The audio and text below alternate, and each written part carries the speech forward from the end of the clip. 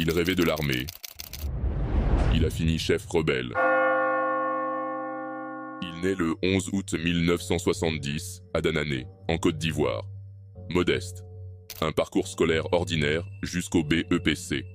Mais il ne rêve pas d'université. Non, lui, il rêve de l'armée. Une carrière choisie, non pas par concours, mais par recrutement. Chérif Ousmane devient parachutiste. 1999. Le coup d'État. Un pays se renverse. Un président tombe. Un général prend le pouvoir. Et Chérif Ousmane, il devient un acteur clé de cette révolution. Il est caporal, mais pas juste un caporal, un homme de l'ombre. Puis vient le complot du cheval blanc.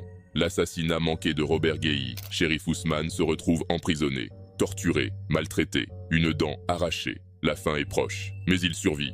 L'intervention de Guillaume Soro, des droits humains, et Chérif Ousmane est sauvé. Son nom commence à se murmurer, la rébellion l'adopte. Son destin change, un soldat maintenant chef, un Comzone à Bouaké, une légende en devenir. Il revient à la guerre, il prend les armes pour défendre une cause. Le 19 septembre 2002, il mène l'attaque. Bouaké tombe, Korogo tombe, mais Abidjan résiste.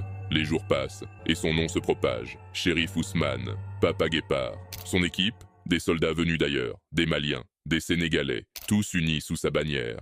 Et la guerre continue, mais quelque chose change. Il n'est plus juste un rebelle. Il devient celui qui porte l'espoir, celui qui mène son peuple vers la victoire. La rébellion devient une révolution.